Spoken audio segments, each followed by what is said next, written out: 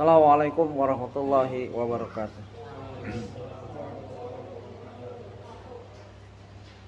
Alhamdulillah wassalatu wassalamu ala Rasulillah wa ala alihi wa sahbihi wa man wala amma ba'd. Ikhwafillah, kita lanjutkan kajian kita yaitu tentang sifat surga dan neraka, yang mana kita mengambil jalan agak jauh, yaitu tentang kematian, sampai kita pada tanda kiamat yang belum terjadi, di mana harta melimpah. Poin ketiga, ya, daerah-daerah tandus jadi subur. Wallahu alam, saya belum dapatkan hadis apakah daerah-daerah subur jadi tandus. Itu yang sebagaimana dijelaskan oleh salah seorang syekh di Australia.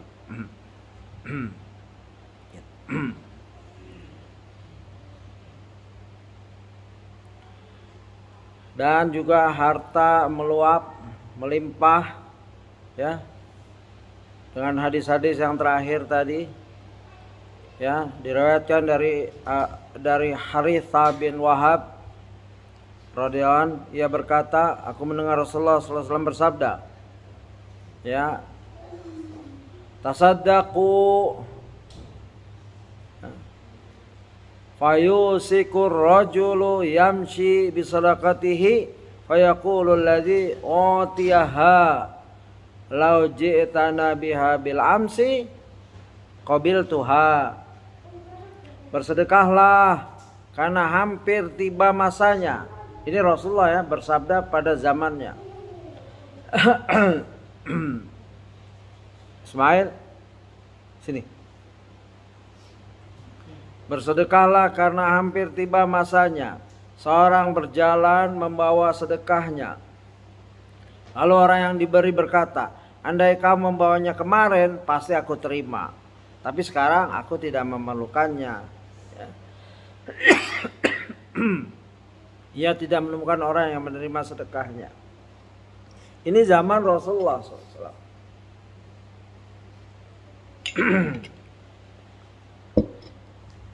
Ya, Rasulullah karena nubuah, kenabian, seakan-akan situasi itu sudah di depan Rasulullah. Kalau kita kiamat masih jauh. Ingat, kiamat ada dua. Kiamat kecil yaitu kematian. Orang yang mendapatkan kematian berarti dia sudah mendapatkan kiamatnya. Sampai nanti yaumul ba'ats, dibangkitkan. Ya, kita masih hidup. Memang kelihatan masih jauh kiamat kubra. Kiamat yang besar memang wallahu alam. Tetapi semua yang sudah meninggal itu sudah mengalami kiamat, karena dia tidak akan bangkit lagi kecuali nanti pas kiamat kubra. Ya, begitu. Coba kiamat kecil, kita mau sedekah kalau sudah meninggal nggak bisa. Makanya bersedekahlah karena hampir tiba masanya seorang berjalan membawa sedekahnya. Ini tentang hadis-hadis tentang melimpahnya harta.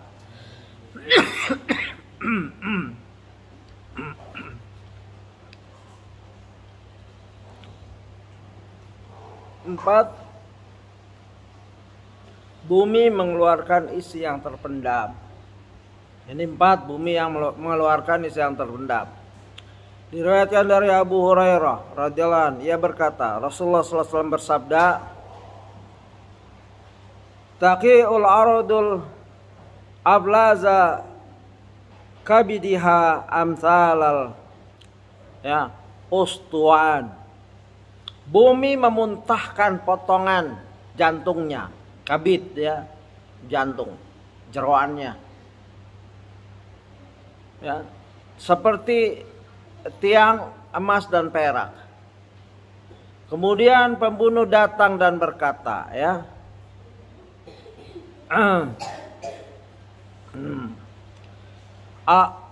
al-qatilu fayaqulu, ya, gitu. Fi hadza qataltu, ya, dengan sebab inilah ya harta itu, emas dan perak itu aku membunuh. Ya. Karena inilah aku membunuh. Orang yang memutuskan kerabat, silaturahim, dan berkata, karena inilah aku memutuskan kerabatku. Pencuri datang lalu berkata, karena inilah tanganku dipotong. Jadi semua begitu ngaku. Mereka kemudian meninggalkannya dan tidak mengambilnya sedikit pun. Ya walaupun bumi menampakkan emas peraknya, nggak ada ngambil itu. Ya, karena mereka tahu itu. Ya, jadi nggak ada manfaat, nggak ada harganya sama sekali. Ya, riwayat Muslim, hadis 2304. Jika ada pertanyaan silakan. Yang kelima, Sungai Furat menampakkan gunung emas. Diriwayatkan dari Ubay bin Ka'ab radhiyallahu anhu, Nabi SAW bersabda, ya, tadi yang keempat, bumi mengeluarkan isi perutnya berupa perhiasan emas dan perak. Yang kelima, Sungai Furat menampakkan gunung emas. Ya, begitu. Hampir dekat masanya Furat menampakkan gunung emas. Lalu orang yang ada di dekatnya berkata, andai kita biarkan orang-orang mengambilnya, pasti mereka akan menghabiskannya. Beliau meneruskan, akhirnya mereka saling berperang karenanya. Lalu dari setiap 100 orang, 99 diantaranya terbunuh. Ya, 100 orang datang, nanti Sungai Efrat itu akan menampakkan emasnya. 100 orang datang, 99 terbunuh, 1 selamat. Itu hadis, ya, dari hadis nomor 7136. Hadis lain dari Abu Hurairah, ya, la taqumu sa'atu hatta yahsaral furatu an jabali min zahabi. Ya, kiamat tidak akan terjadi hingga Furat menampakkan gunung emas. Orang-orang saling berperang karenanya. Dan dari setiap 100 orang, 99 diantaranya tewas. Setiap orang diantara mereka berkata, mungkin akulah orang yang selamat. Jadi mereka tahu itu. Ini 100 orang pergi, 99 mati. Tapi semuanya dari kebanyakan mereka berpikir, yang selamat tuh aku. Begitu ambisinya. Ya, begitu ambisinya manusia itu. Sudah tahu 99 bakalan mati. Yang selamat cuma 1. Tapi semuanya berpikir yang 1 itu aku. Jadi makanya tetap berangkat mereka. Mungkin kalau kita mengalami ya cobaan itu, mungkin kita berangkat juga. Yang akan mencegah kita adalah keimanan. Kalau masih ada iman. Yang baca hadis ini, ya, yang mungkin yang diantara mereka tidak ada yang baca hadis itu, hadis ini. Ini hadis bekal. Kalau udah dengar Furat banyak emas, sudah nggak usah ke situ. Begitu. Karena matinya itu berapa persen kalau probability, ilmu probability. Dari 100 1 orang. Ya, 1% kan? 1% ya. 1% itu. 1% selamat, tipis sekali. Semuanya menganggap yang 1% itu saya. Ya, ini gambling yang maisir, perjudian yang orang judi itu begitu. Ya, otak-otak judi mungkin langsung terpanggil. Ya, Imam An-Nawawi rahimahullah menjelaskan inhisar artinya menampakkan, ya. Maksudnya Furat menampakkan gunung emas karena airnya habis atau aliran airnya beralih. Harta simpanan itu atau gunung emas itu terpendam di bawah tanah dan tidak diketahui. Ya, begitu. 6. Bulan sabit membesar. Masjid dijadikan jalan untuk munculnya kematian mendadak dan munculnya kematian mendadak. Ini sekali 3. Satu hadis ini 3 sifat. 1, bulan sabit baru keluar tapi seperti hari kedua, hari ketiga. Ya. Diriwayatkan dari Anas radhiyallahu anhu, ia berkata, Rasulullah SAW bersabda, min iqtarabis saati an yural hilalu fayuqalu lillail, ya, lil lailatain. Ini kayak hari kedua nih. Padahal baru itu bulan sabit kayak kecil, seharusnya kayak tipis banget ya, kayak alis. Tapi orang lihatnya ini hari kedua, padahal itu hari pertama. Itu salah satu saja. Begitu. Wa tattahidal masajidu turuqan. Dan jadikan masjid sebagai jalan aja, nggak ada sholat di dalamnya begitu, ya. Dan mati mendadak banyak. Ya. Apakah mati mendadak, orang yang mati mendadak pasti jelek karena dia min asar sa'ah, tanda-tanda kiamat? Tidak. Tergantung mati mendadak, ya. Ada ikhwan kita mendadak meninggal, alhamdulillah. Tapi setelah kajian dan lain-lain, beliau penulis ustadz lah, ya. Beda, tergantung suul khotimah atau husnul khotimah. Ada orang mati mendadak kalah judi misalkan, ya itu suul khotimah. Salah satu tanda kiamat juga, cuman tanda yang buruk. Ya, kalah 1 miliar, meninggal mendadak, ada kan? Tapi ada kecapean, dia pengajian, rumahnya jauh, atau dia kerja mencari nafkah, ya, sakit di tengah jalan, bisa terjadi. Begitu. Mau umroh, mau haji, ya, persiapannya mungkin kelelahan. Nah itu. Jadi bukan artinya setiap orang mati mendadak, oh ini bagian dari tanda kiamat dan jelek, bukan. Nggak boleh kita mentain seperti itu.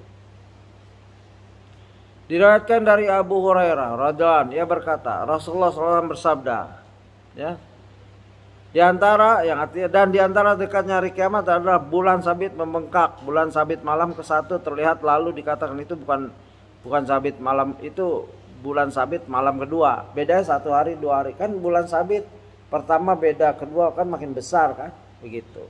Ya, banyak hadis-hadis seperti itu. Ada yang ketujuh yang ya menarik, yaitu benda dan hewan berbicara kepada manusia.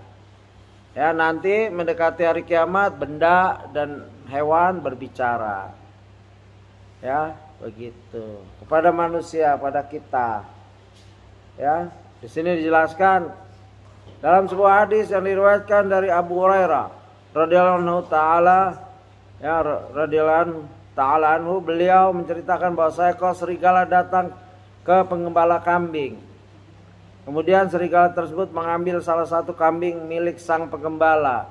Sang penggembala pun mengejarnya sampai berhasil menarik kembali kambing yang digigit serigala tadi. Ya, jadi ada penggembala kambing, lalu diambil oleh serigala, dikejar sama penggembala kambing, ya, dapat lagi. Abu Hurairah melanjutkan, serigala tersebut kemudian naik ke atas bukit dan duduk dengan, ya, pantatnya dan memasukkan ekornya, ya, duduk, ekornya dimasukkan di antara pantatnya gitu, di antara kedua pahanya, sambil bisa menempel perutnya, ya, sambil nempel. Serigala tersebut kemudian berkata, tegaknya dirimu mengambil rezeki yang telah Allah Ta'ala karuniakan kepadaku.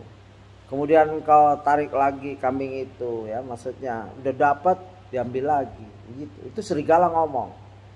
Ini bukan di kartun, ini hadis. Jadi bacanya harus dengan iman, ya, begitu. Amata ila rizki razaqani lahu azza wa jalla intaza'atahu minni.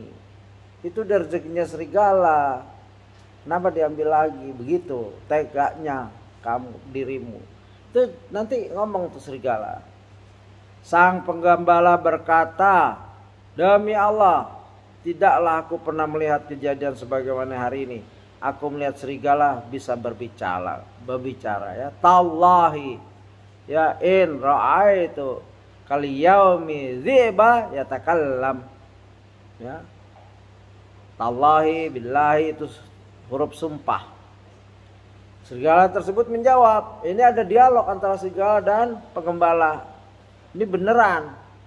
Ini. Ada yang lebih mengherankan daripada ini, kata serigala, yaitu ada seorang laki-laki yang dimaksud adalah Rasulullah SAW yang tinggal di daerah penuh dengan pohon kurma, yaitu kota Madinah, yang terletak di antara 2 harrah, yaitu batas kota Madinah, dan dia bisa mengabarkan apa yang telah terjadi di masa silam dan apa yang akan terjadi setelah kalian. Nah, ini serigala ngajarin seorang pengembala. Aku bisa ngomong bukan jadi apa-apa, nggak ada masalah. Ini lebih ajib lagi. Ini bahasa dengan ajib ya. Ajabu min hadza rajulun fi nahalati. Ya, lebih ajib lagi. Ajib itu bahasa Arab. Artinya lebih mengherankan lagi, ada seorang laki-laki hidup di antara ya di Madinah. Ya, dia bisa mengabarkan pada kamu apa yang lalu dan yang akan datang. Ini serigala beriman itu. Ya. Maka kita bersyukur udah bisa mendapatkan hadis-hadis seperti ini. Artinya orang bisa terbang, kebal tembakan, kebal dibacok, terus nggak paham hadis-hadis kayak gini untuk apa itu?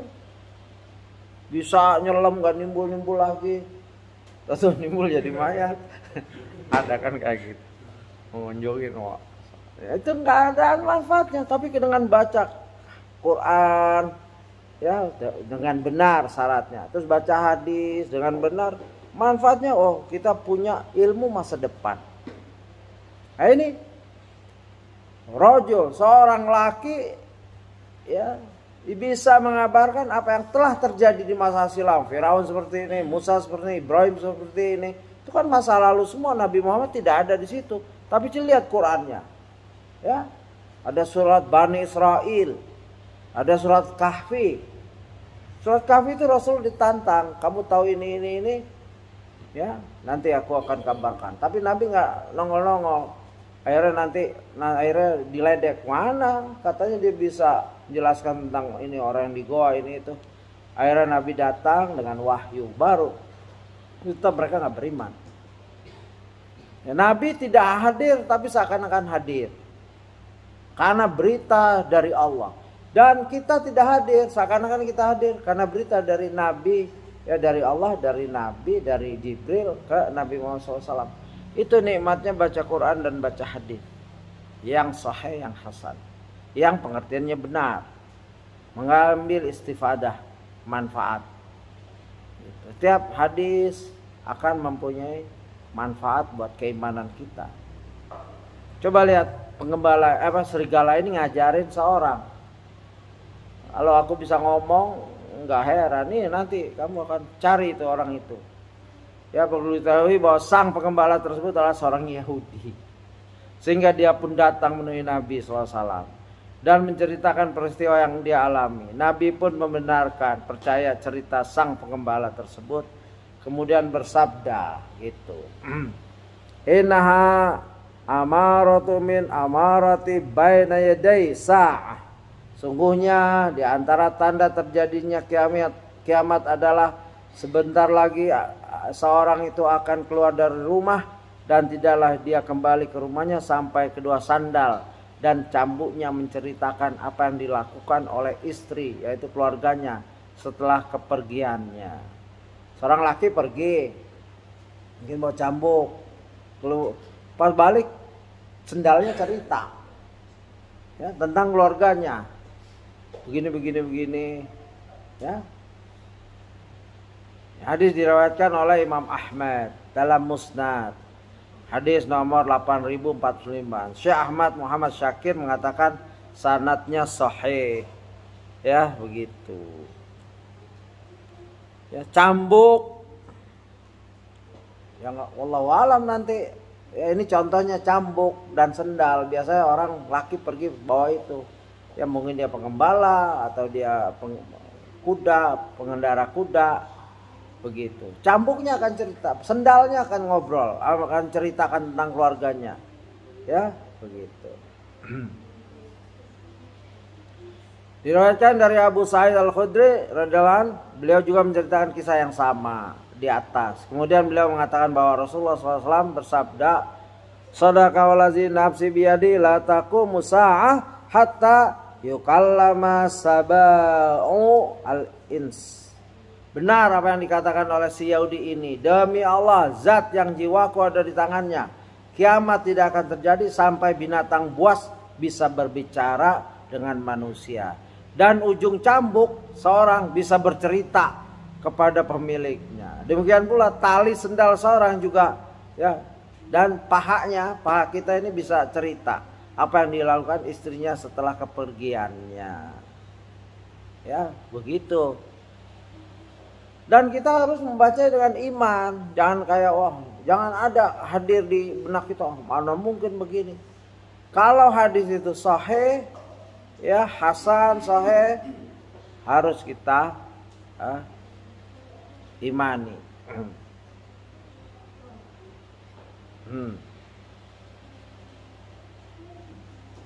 Ya di sini ada catatan dari pengutip, ini salah seorang ustadz. Ya beda itu, HP beda dengan HP. Kalau HP jelas bisa ngomong. Ini sendal, cabuk. Rasulullah nggak bilang HP, karena belum ada zaman Rasulullah juga. Sendal dan cabuk. Cabuk itu ujungnya kan pecut. Cabuk itu pecut, bisa bicara dia.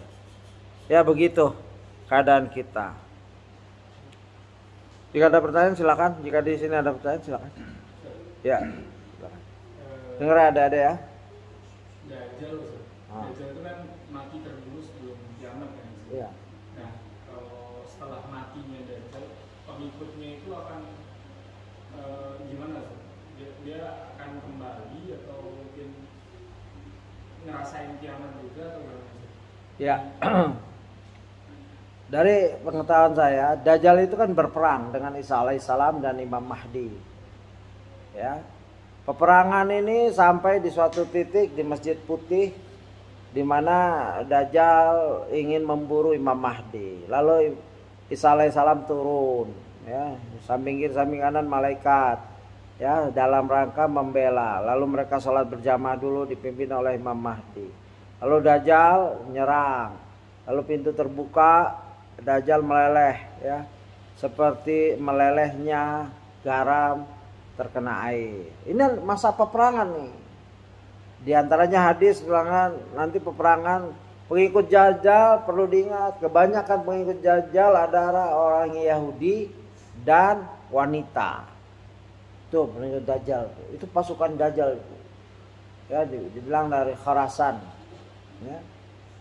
Yahudi dan wanita itu kebanyakan. Kalau orang Islam, orang Kristen kebanyakan masuk Islam karena salib dihancurkan oleh Isa alaihissalam dan babi disembelih, dibunuh oleh Isa alaihissalam. Banyak mereka masuk Islam, paham, karena mereka cinta sekali nama Isa. Kebanyakan paling keras permusuhan kita adalah Yahudi dan kebanyakan wanita, ya, wanita ini lemah imannya. Banyakan mereka jadi pengikut Dajjal. Dan sekarang udah kelihatan itu. Ya, apa aja mereka gunakan wanita untuk merusak akhlak dan lain-lain. Itu dari sekarang udah kelihatan tanda-tanda itu. Maksudnya wanita yang rusak akhlaknya, yang kafir kebanyakan. Nah, peperangan ini sampai Muslim dikasih tahu oleh sebuah pohon, ya, oleh batu. Wahai Muslim, ini ada Dajjal sini, bunuh nih. Ada Yahudi nih. Kecuali pohon Garqad. Pohon ini ditanam oleh Yahudi sampai sekarang karena mereka baca hadis dan mereka beriman hadis ini. Jadi banyak itu di daerah Palestina. Sana banyak pohon Garqad namanya. Nah, pohon itu yang diem, nggak ngasih tahu Yahudi ngumpet di situ. Kalau batu, pohon kurma, pohon apa aja bilang, ya. Kalau di sana ada pohon dolar ngomong juga itu. Ini Yahudi ini bunuh ini begitu. Pohon semua, yang kecuali pohon itu. Nah, ini pasukan perang terus sampai Dajjal berhadapan dengan Nabi Isa alaihissalam, ya, meleleh dia. Kalau dia makin lama memandang itu makin meleleh. Dia tahu dirinya akan hancur, kabur dia, dipegat di gerbang, ya, ditombak atau dibunuh. Nah, pengikutnya banyak kan mati oleh kaum Muslim karena peperangan. Begitu. Maka Nabi Isa hidup dengan Imam Mahdi. Dunia itu damai. Ya, semua dipimpin oleh Imam Mahdi. Semua adil, buah-buah besar dan lain-lain. Karena pimpinannya Imam Mahdi seluruh dunia itu. Ya, Isa alaihissalam hidup sebagai manusia biasa, lalu mati semua, ya, baru kiamat kubro. kiamat sah. Setelah Dajjal keluar, Ya'juj Ma'juj dan lain-lain. Terakhir orang kafir tinggal. Nah, setelah beriman itu zaman keimanan. Setelah itu mati Nabi Isa, Imam Mahdi meninggal, kaum muslimin orang-orang kembali lagi menyembah Lata dan Uzza dan lain-lain. Syirik lagi, hancur lagi sampai terakhir. Ya itu nanti urutannya ada di sini insyaallah. Berarti murtad seperti apa? Jadi yang syirik lagi itu bukan kan orang beriman pada mati. Ini generasi-generasi orang kafir. Tumbuh makin buruk, sholat juga udah hilang, mushaf hilang. Mereka nggak kenal Islam sama sekali. Nama Allah cuman ya Allah saja udah nggak disebut. Nah itu generasi paling buruk adalah generasi orang-orang kafir yang tidak menyembah Allah, bahkan tidak sholat dan tidak Islam, bukan Islam itu. Itu pengikut Dajjal. Kalau pengikut Dajjal yang pada saat itu kan Dajjal mati dulu. Itu kebanyakan perang sama kaum muslimin. Nah, negara dunia itu dipimpin oleh Imam Mahdi. Gitu. Nah, habis itu hancur lagi. Ya. Generasi selanjutnya generasi yang paling buruk mendekati hari kiamat. Sudah nggak ada lagi. Kemenangan Islam sudah nggak ada lagi. Oleh sebab itu terakhir Allah tiupkan angin sepoi-sepoi yang membunuh setiap orang yang punya iman. Ya itu prosesnya nanti. Gitu. Allahu a'lam. Ada lagi yang lain pertanyaan? Ada pertanyaan situ enggak? Yang ke-8 berita tentang Jahjah. Dia dan ia mengiring manusia dengan tongkatnya. Jahjah itu binatang. Tentang Jahjah bukan binatang. Diriwayatkan dari Abu Hurairah radhiyallahu anhu, ia berkata Rasulullah SAW bersabda, la tazhabul ayyamu wal laili hatta yamlika rajulun yuqalu lahu al-Jahjahu. Ya, dia seorang ini. Hari-hari dan malam-malam tidak akan lenyap hingga seorang bernama Jahjah menjadi raja. Riwayat Ahmad diriwayatkan oleh Syekh Albani. Diriwayatkan dari Abu Hurairah dan ia berkata Rasulullah SAW bersabda, la taqumu sa'atu hatta yahruja rajulun min qahtan yasuqun nas bi'asahu. Kiamat tidak akan terjadi sehingga seorang dari Qahtan muncul, ia mengiring manusia dengan tongkatnya. Imam Ibnu Hajar menyampaikan, Imam Qurtubi rahimahullah menjelaskan, ia mengiring manusia dengan tongkatnya adalah kiasan akan dominasi yang bersangkutan dan kepatuhan orang-orang terhadapnya. Tongkat dimaksud bukan tongkat yang sebenarnya. Tongkat disebut sebagai isyarat yang bersangkutan berlaku kasar terhadap mereka dan bertindak sewenang-wenang. Itu yang ke-8. Yang ke-9, kaum muslimin menyerang bangsa Turki. Kita nggak baca semua. 10, fitnah Ahlas dan fitnah Duhaimah. Apa maksudnya nih? Suatu ketika kami duduk di dekat Rasulullah SAW. Beliau menyebut berbagai fitnah. Beliau menyebutnya secara panjang lebar hingga menyebut fitnah Ahlas. Ada yang bertanya, apa itu Ahlas? Beliau menjawab, itu adalah fitnah harab. Sebagian dari mereka melarikan diri dari sebagian yang lain karena permusuhan dan peperangan yang terjadi. Dan fitnah harab merampas harta orang lain tanpa menyisakan apapun. Selanjutnya fitnah kesenangan. Asapnya berasal dari 2 kaki seorang dari ahlul baitku yang mengaku berasal dari keturunanku, padahal bukan. Waliku hanyalah mereka yang bertakwa. Selanjutnya orang-orang yang sepakat untuk membaiat seorang laksana bokong di atas tulang rusuk.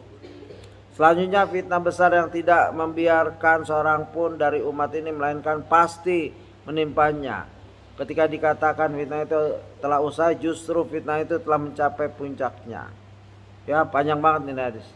Saat itu seorang beriman pada pagi hari dan sore harinya berubah kafir, hingga manusia terbagi menjadi 2 golongan. Golongan iman yang tidak ada kemunafikannya dan golongan munafik yang tidak ada keimanannya.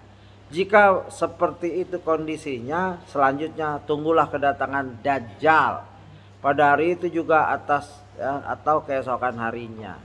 Ya kalau manusia sudah ancur-ancuran kayak gitu, tunggu aja Dajjal. Makanya ada golongan Syiah Ghulat itu sengaja bikin kerusakan biar Dajjal tuh maka mereka bunuh di Syria agar Dajjal cepat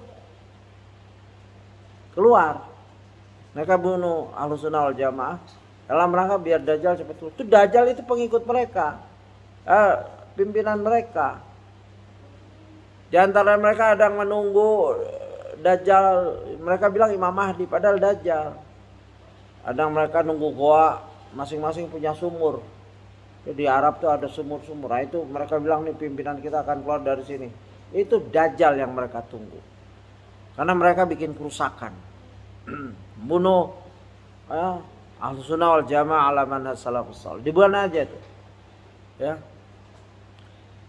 Ahlas jamak hils, yaitu kain yang ada di punggung unta di bawah pelana. Kain ini disamakan seperti fitnah tersebut, ya. Maksudnya fitnah ini semua. Itu.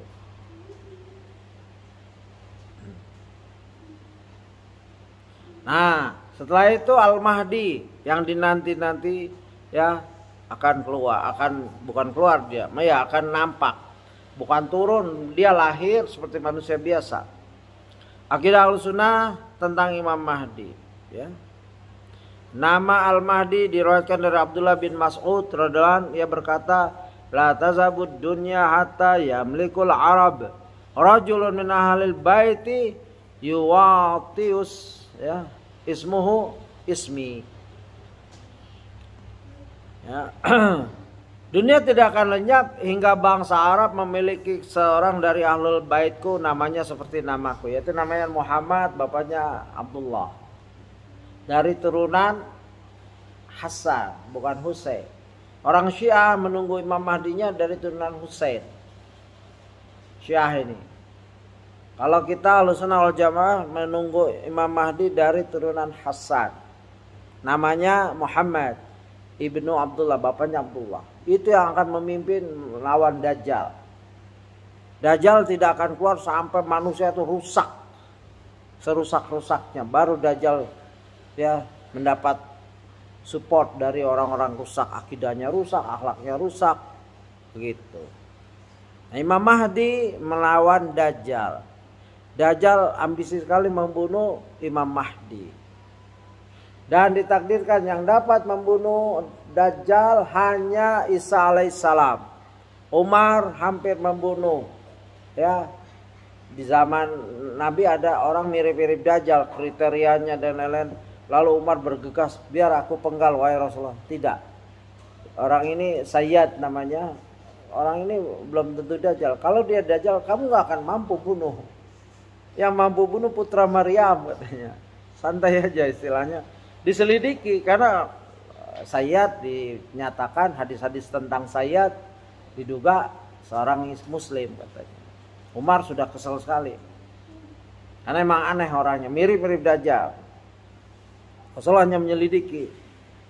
Nggak bisa ta'in, nggak bisa ini Dajjal pasti. Membunuh pun nggak bisa karena hanya ditakdirkan hanya Isa alaihissalam yang mampu membunuh. Dan Dajjal nggak mampu melihat bertatapan, berhadapan dengan Isa alaihissalam, maka dia bunuh dalam keadaan lari, dibunuh. Mungkin ditombak ya, Wallahualam, karena lagi lari mau keluar gerbang, sudah kalau nggak salah, tombak. Kalau berhadapan lumer dia seperti garam. Nah, ini munculan Dajjal itu seperti itu. Manusia sudah hancur lebur, ya begitu. Maka Imam Al-Mahdi akan datang. Ya, Isa turun.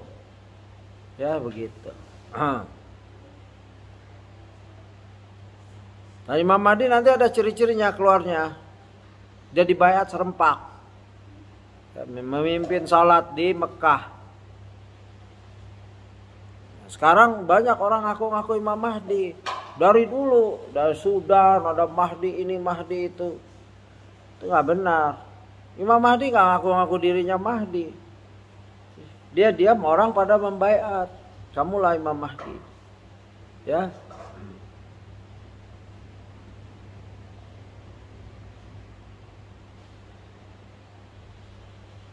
Ahlul bait itu benar-benar ahlul bait, bukan ngarang-ngarang, bukan bikin-bikin sanad. Hati-hati. Ya. Benar-benar teruji sanadnya. Laulam yabqa minad dunya ila yaumul latawallallahu dzalikal yauma hatta yab'asa fihi rajulan minni aw min ahli baiti yuwati ismuhu ismi wasmu abihi ismu abi yamla'ul arda qistan wadlan kama muliat zulman wa zawran. Andainya hari itu tersisa satu hari doang, ya satu saja ya, dari hari dunia, niscaya Allah akan memperpanjang hari itu hingga Allah mengutus seorang dari keturunanku, ya, atau dari ahlul baitku, namanya seperti namaku yaitu Muhammad, nama ayahnya seperti nama ayahku yaitu Abdullah. Ia memenuhi bumi dengan keadilan sebagaimana bumi dipenuhi kezaliman. Jadi zaliman, lalu ada Muhammad bin Abdullah, itu Imam Mahdi. Ya, coba kita lihat tadi sini riwayat At-Tirmidzi dari Abu Daud disahkan oleh Syekh Al-Albani dalam Sahih Al-Jami', ya, hadis nomor 5180. Gitu. Ya. Al-Mahdi min itrafi min waladi Fatimah. Al-Mahdi berasal dari keturunanku, berasal dari keturunan Fatimah. Syiah mengakui keturunan Fatimah tapi dari sisi Husain. Ahlus Sunnah wal Jamaah ala manhaj salafus saleh mengakui dari keturunan Fatimah tapi dari sisi Hasan. Ini Imam Mahdi yang kita akui. Sebagaimana Kristen nggak mengakui nabi-nabi, Yahudi dan lain-lain nggak mengakui Nabi Muhammad karena dari keturunan Ismail. Karena mereka dari Ishak, semuanya nabi dari Ishak tuh. Yakub, Aib dan lain-lain itu semua tuh dari Ishak. Mereka nggak akui Nabi Muhammad SAW. Nah, Syiah begitu. Mereka mengakui Imam Mahdi yang akan akan membimbing umat manusia kepada keadilan adalah dari turunan Husain. Makanya mereka nyebut ya Husain begitu. Ya, bukannya Allah mereka itu.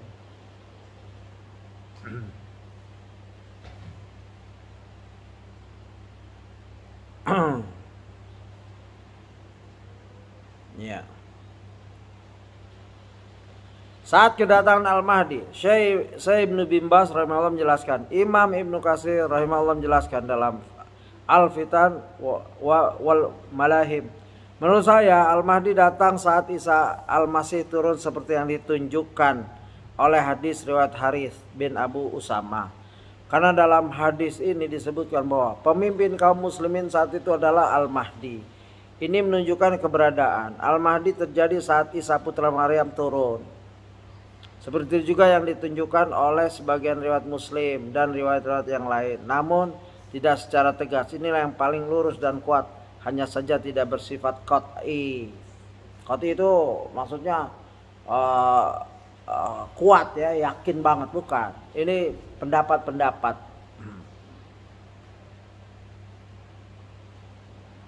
Al-Mahdi berasal dari keturunan kami, Ahlul Bait. Allah membuatnya saleh, memberinya taufik dan petunjuk ya pada kebenaran dalam satu malam. Satu malam dia jadi Imam Mahdi, semua baiat. Gitu. Ya, cukup saya rasa. Jika ada pertanyaan silakan. Ya.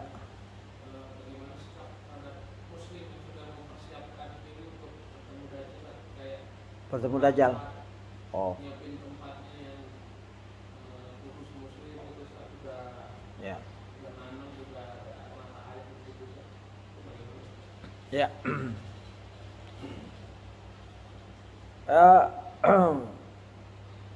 Dalam Islam orang tidak boleh memberi arahan apa-apa kecuali dengan dalil. Untuk dirinya aja nggak boleh, apalagi untuk orang lain. Ya, dia harus menghadirkan dalil. Ya, membuat kelompok di gunung ini, ujung-ujungnya duit ini, bisnis, jual tanah, jual. Tahu itu. Tidak boleh menggiring manusia dengan dalil-dalil sahih, pengertiannya salah atau modus. Tidak boleh. Ya, di mana dia tahu orang Dajjal di mana? Bagaimana? Apa yang Allah ajarkan, yaitu doa, yaitu salat. Setiap salat tahiyat, ya kan? Itu ada doa. Kaifiahnya gimana? Perkuatkan keimanan, ya. Begitu. Keimanan dia dikuatkan, anak istri diajalkan, Dajjal sering sebut. Dajjal akan sering disebut dan dia akan lama keluarnya. Begitu. Sampai orang udah nggak pernah nyebut lagi tentang Dajjal. Dan itu peringatan nabi-nabi, kita sudah baca doanya. Tidaklah setiap nabi diutus kecuali memperingati umatnya untuk bahayanya Dajjal. Berarti dari dulu udah diberitakan Dajjal akan turun, Dajjal akan turun, akan ada begitu, akan keluar. Sampai Nabi Muhammad SAW, ya, Allahumma inni ala tahiyat itu kan, apa tuh yang hafal siapa itu? Kalau lagi gini saya lupa ini. Harus sholat dulu. Begitu. An fitnatid dajjal, ya kan? Ada itu fitnatud dajjal. Itu doa. Doa itu jangan ditinggalkan, itu benar.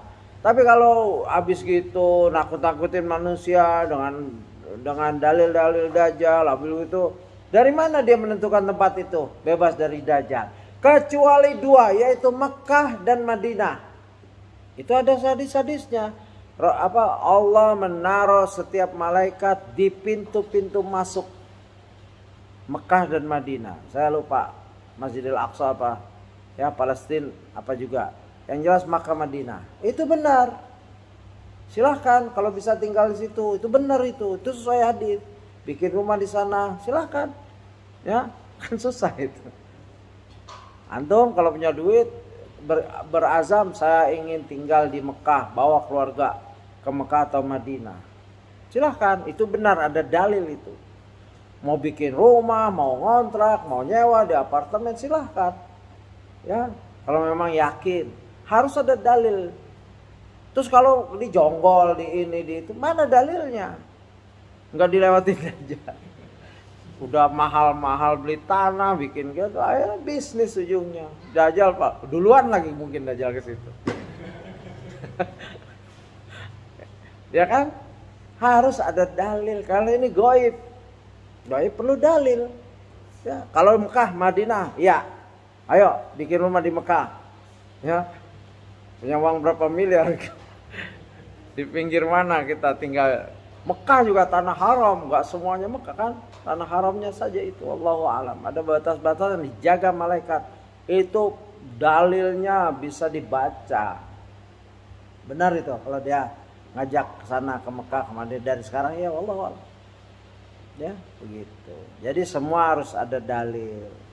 Dan persiapan yang paling penting adalah mempelajari dalil-dalil yang dari Al-Qur'an, dari hadis tentang Dajjal. Kuatkan keimanan, baca itu dalam sholat, jangan ditinggal, ajarkan anak kita. Ayah nggak bisa mempersiapkan apa-apa, ya tolong kamu baca ini yang Allah ajarkan, yang Rasulullah ajarkan, itu aja. Nah, kalau kamu bisa ke Mekah, tinggal di sana jadi ulama, udah nggak usah balik-balik atau dapat visa di sana, alhamdulillah begitu.